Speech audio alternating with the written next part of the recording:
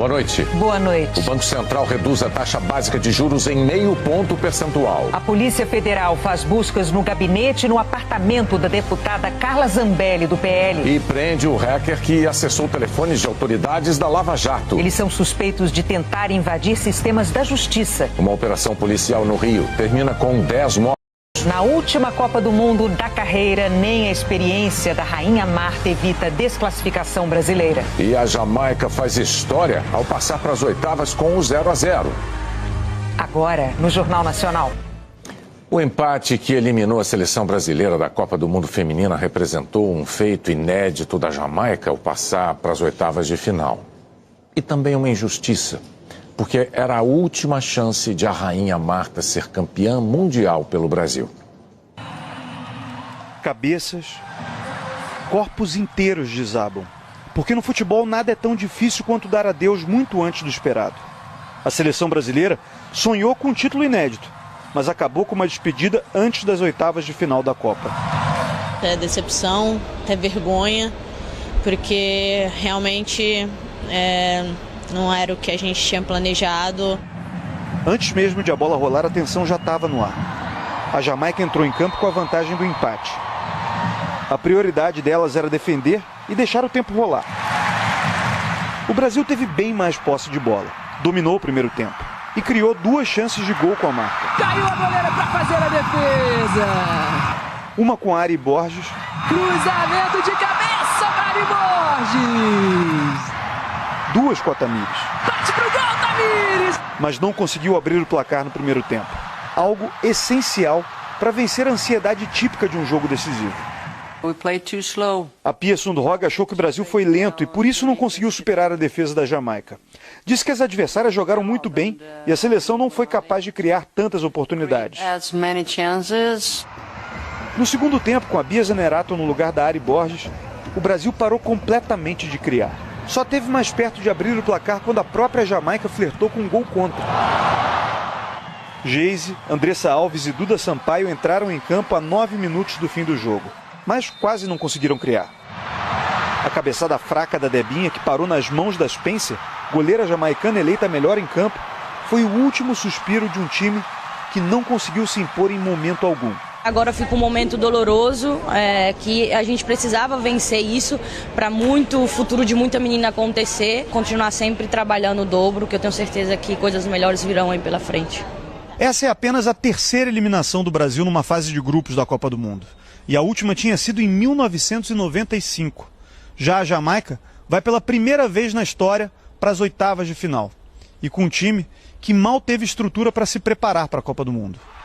Uma campanha foi criada nas redes sociais para arrecadar dinheiro para que as jamaicanas pudessem viajar até o Mundial. O técnico Lorne Donaldson lembrou que o time não possui os recursos que as grandes seleções têm, como uma equipe médica e fisiológica estruturada. O Brasil teve a melhor estrutura possível, mas o resultado não veio. O foco agora é se preparar para as Olimpíadas do ano que vem.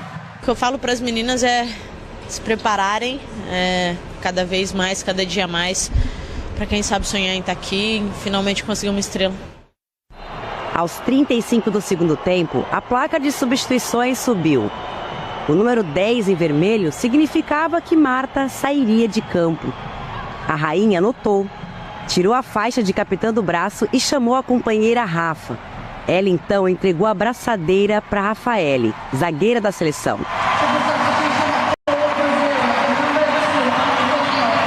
Diante de muitos aplausos, Marta deixou o campo pela última vez em um Mundial.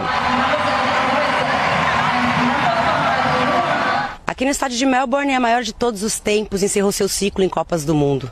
Em 6 mundiais, Marta participou efetivamente da evolução do futebol feminino no Brasil, mas não teve a despedida que esperava.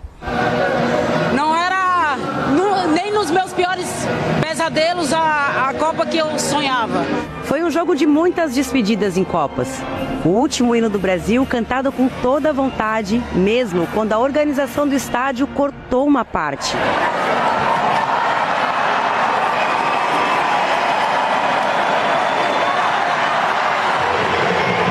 E também os últimos momentos em campo. No primeiro jogo como titular, aqui na Austrália, mostrou categoria para dominar e já encontrar a colega mais bem posicionada.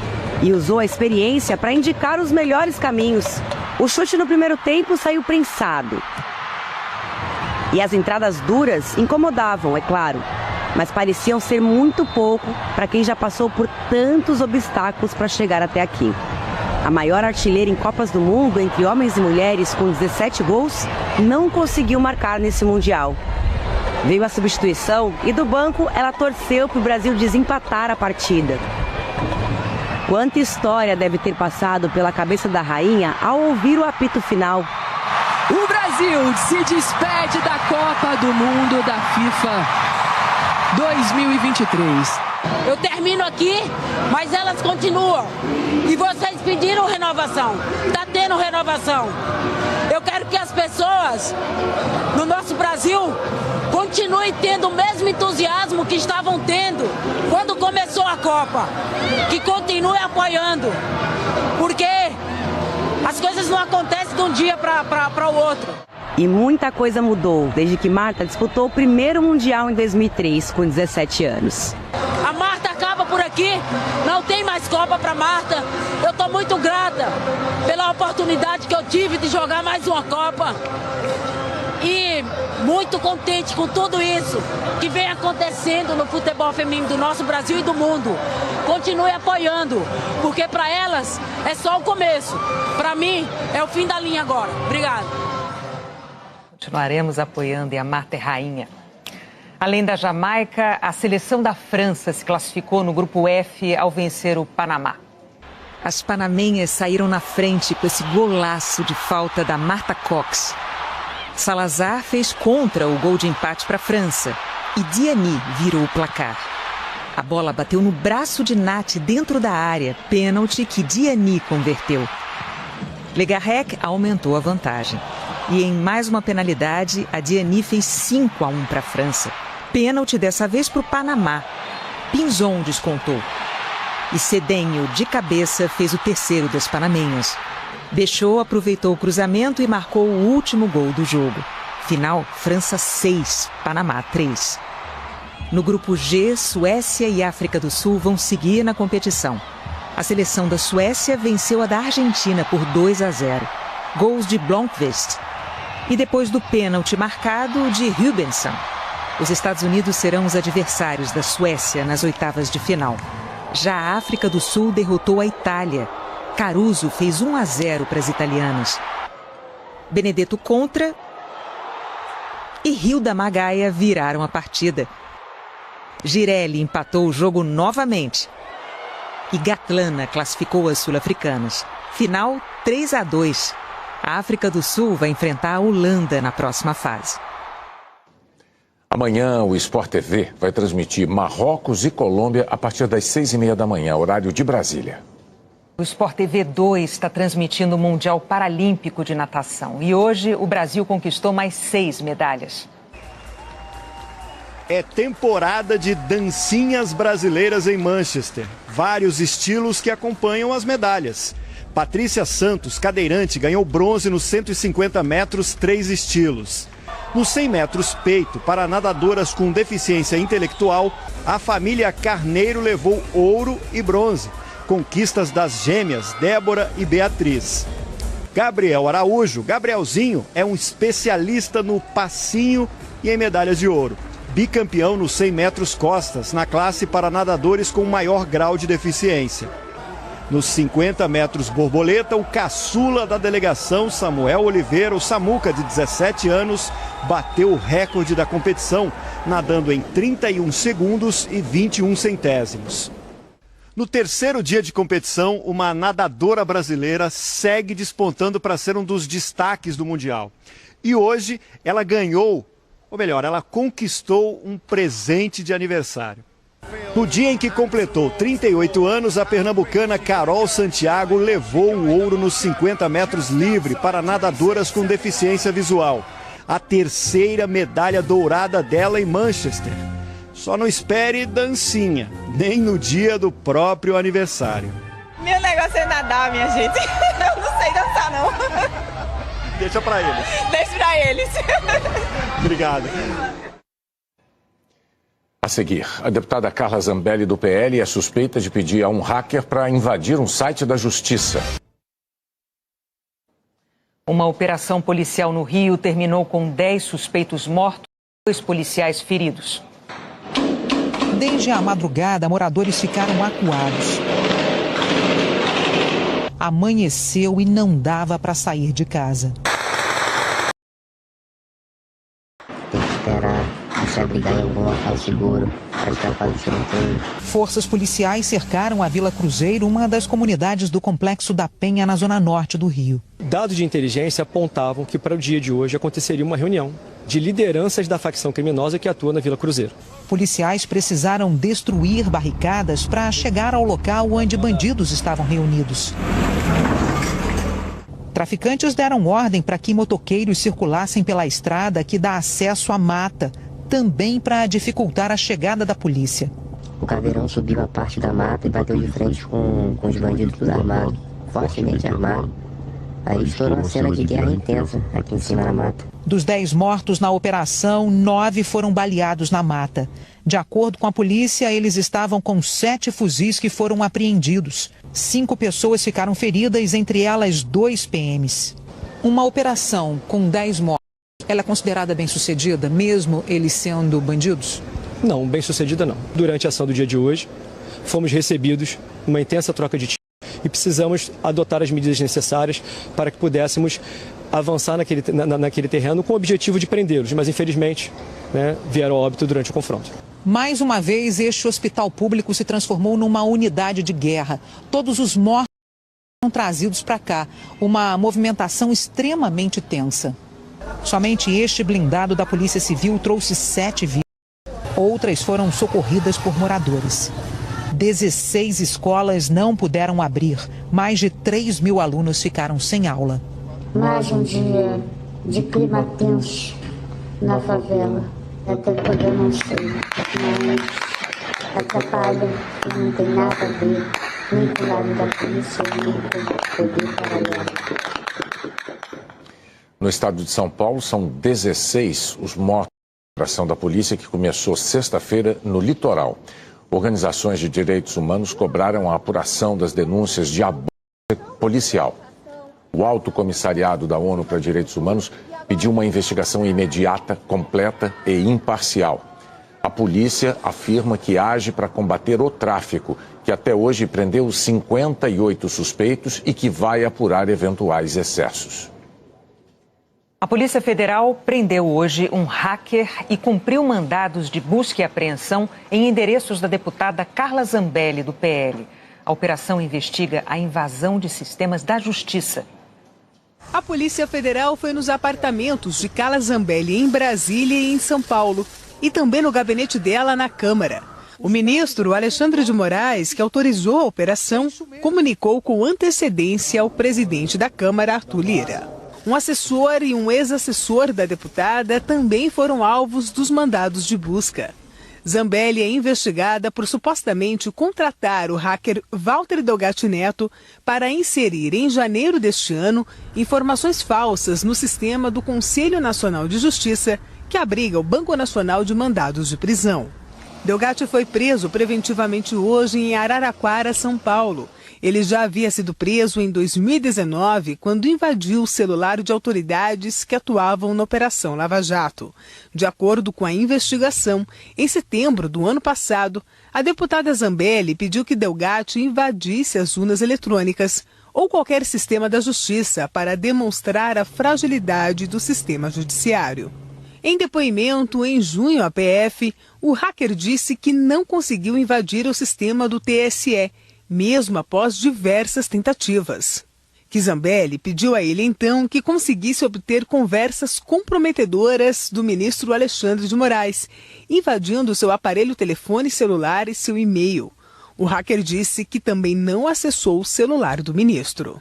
E que depois disso invadiu o sistema do Conselho Nacional de Justiça, que disse à deputada Carla Zambelli que conseguiria emitir um mandado de prisão em desfavor do próprio ministro Alexandre de Moraes, como se fosse ele mesmo emitindo. Segundo ele, a deputada ficou empolgada, fez o texto e enviou para ele publicar. O falso mandado de prisão, um documento absurdo em que o próprio ministro pedia a prisão de si mesmo, o que é impossível, chegou a ser incluído no Banco Nacional de Mandados do CNJ. O próprio CNJ tirou do ar algumas horas depois e avisou a polícia que abriu investigação. O hacker afirmou que recebeu pagamentos para ficar à disposição da parlamentar. A Polícia Federal identificou pagamentos para Delgatti de ao menos R$ 13.500, antes e depois da invasão do sistema do CNJ. Os depósitos foram feitos por pessoas ligadas à deputada Carla Zambelli. Um deles, Renan Goulart, foi secretário parlamentar da deputada no mandato passado. Ele fez 3 repasses por Pix ao hacker, que somam R$ 10.500. Atualmente, Renan é assessor do irmão de Carla Zambelli, o deputado estadual Bruno Zambelli, também do PL de São Paulo. O outro pagamento identificado pela PF foi feito por Jean Guimarães Vilela, nomeado este ano para o gabinete da deputada. Ele repassou R$ 3.000 também via Pix. Jean foi ouvido pela Polícia Federal nesta quarta-feira. Em outro trecho do depoimento, Delgatti disse que conversou com o então presidente Jair Bolsonaro sobre invasão ao sistema da urna eletrônica. Ele afirmou que encontrou o ex-presidente Jair Bolsonaro no Palácio da Alvorada, tendo mesmo lhe perguntado se o declarante, munido do código-fonte, conseguiria invadir a urna eletrônica. Mas disse que isso não foi adiante, pois o acesso que foi dado pelo TSE foi apenas na sede do tribunal e o declarante não poderia ir até lá. Ele afirmou ainda que o ex-presidente não teve qualquer relação com a invasão ao sistema do CNJ. Bolsonaro não é investigado nesse caso. Para aprofundar a investigação, o ministro Alexandre de Moraes determinou a quebra do sigilo bancário, a apreensão dos celulares, passaportes e armas dos envolvidos, inclusive da deputada. Carla Zambelli deve prestar depoimento à PF na próxima segunda. No fim do inquérito, os investigados podem responder por invasão de dispositivo de informática e falsidade ideológica. Após o cumprimento dos mandados, a deputada Carla Zambelli negou que tenha feito pagamentos ao hacker para invadir sistemas da justiça. Disse que as transferências são referentes a serviços que ela contratou para o seu site. Os pagamentos que houve foram sempre relacionados ao site, para ele fazer melhorias no site, fazer firewall no site e ligar as minhas redes sociais ao site, que ele próprio disse para vocês, todos jornalistas, está na imprensa, é fácil achar, de que ele não conseguiu realizar essa tarefa e tenho certeza que ao final das investigações a minha inocência vai ser reprovada e eu estou muito tranquila em relação a isso.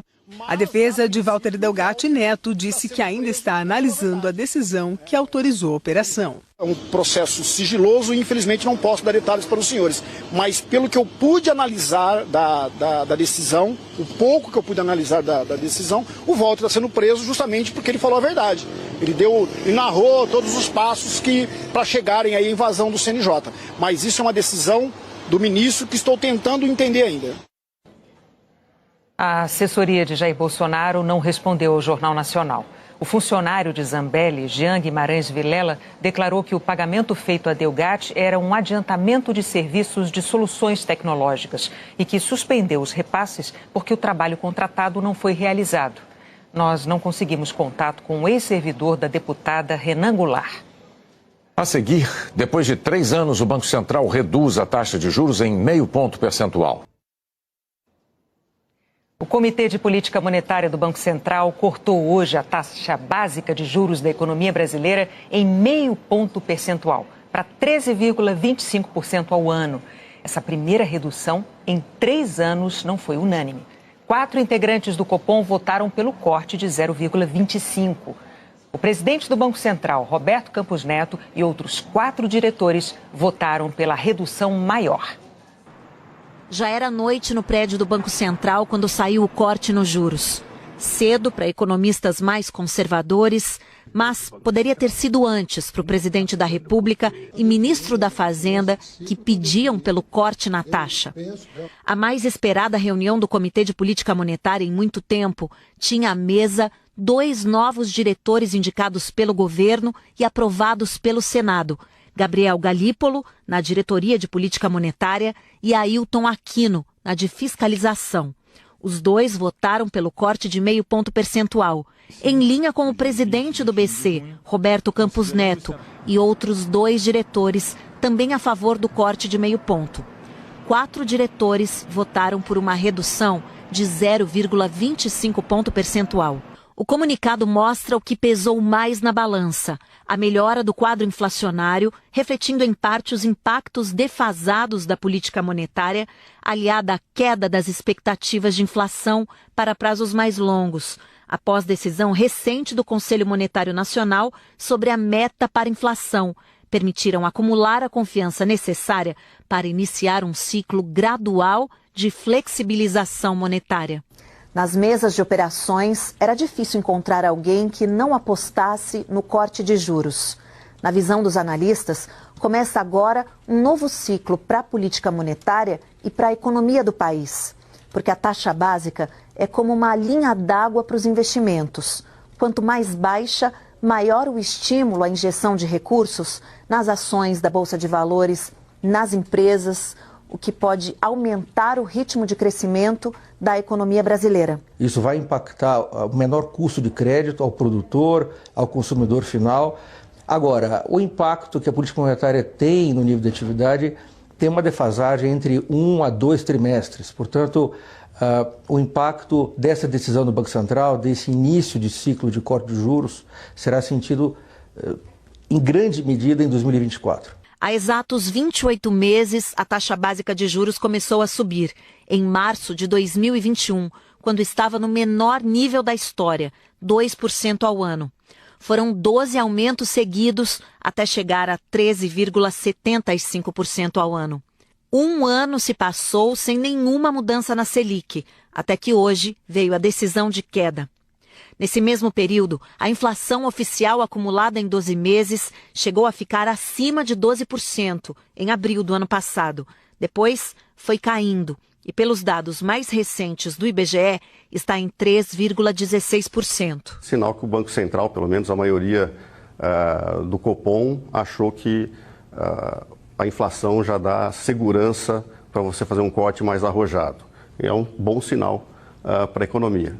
O Copom deixa a expectativa de que esse corte é só o começo. Em se confirmando o cenário esperado, os membros do comitê, unanimamente, antevêm redução de mesma magnitude nas próximas reuniões e avaliam que esse é o ritmo apropriado para manter a política monetária contracionista necessária para o processo desinflacionário.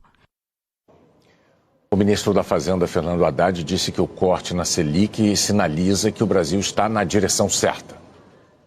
Eu queria reiterar o respeito do Ministério da Fazenda pelo Banco Central. Nesse período todo em que houve divergências, nós sempre mantivemos um diálogo de altíssimo nível, a começar pelo presidente Roberto Campos, que sempre demonstrou muita abertura no diálogo. E é assim que se constrói. Nós temos compromisso com o combate à inflação e temos compromisso também com a responsabilidade fiscal e com o ajuste que está sendo feito, que se tornará mais fácil a partir de agora. A inflação está controlada e a economia vai começar a se replanejar, os atores, os investidores, os consumidores, as famílias vão começar a se replanejar por um Brasil de crescimento sustentável, do ponto de vista fiscal e do ponto de vista social e ambiental. Hoje tem Conmebol Libertadores na tela da Globo. Atlético Mineiro e Palmeiras. Boa noite, Luiz Roberto. Oi, Renata. Boa noite, Bonner. Boa noite a todos. Pois é, esse é o único confronto entre brasileiros na Libertadores nessa fase de oitavas de final. São 6 times do Brasil nesta competição sonhando com a chamada glória eterna. Aqui no Mineirão começa esse confronto que nos últimos anos ganhou um contorno de muita rivalidade. Eles se enfrentaram nos últimos 2 anos. Não houve vitória nos 90 minutos, né? São 4 empates. O Palmeiras se classificou as 2 vezes. Há 2 anos, pelo gol fora de casa, que era critério de desempate, e ano passado na disputa por pênaltis. O Atlético, que recebe o Palmeiras hoje, semana que vem o jogo da volta, vem de 9 jogos sem vencer. E o Palmeiras recupera a boa fase e tem a volta de Dudu ao time titular. É Libertadores, é daqui a pouco. Eu espero vocês, Renata, William. E depois do futebol, tem Que História é Essa, Porchat e o Jornal da Globo. Boa noite. Boa noite, até amanhã. Fala galera, beleza? Aqui quem fala é o Diego, do canal Diego Esportes. E tô chegando para te avisar que hoje tem Atlético Mineiro e Palmeiras pelo jogo de ida das oitavas de final da Copa Libertadores. E nesse vídeo de hoje você vai saber tudo sobre esse jogo. As principais últimas notícias da equipe do Atlético Mineiro e também as últimas informações da equipe do Palmeiras. O Atlético Mineiro, que passou em segundo lugar no grupo G, atrás apenas do Atlético Paranaense, faz esse primeiro jogo em casa e que é um resultado positivo para depois decidir lá no Allianz Parque. Já o Palmeiras, melhor time da fase de grupos, passou em primeiro lugar no grupo C, espera também conseguir um bom placar hoje aqui em Minas para poder decidir depois em casa. Então, se você é torcedor do Atlético Mineiro ou torcedor do Palmeiras, já faço o convite.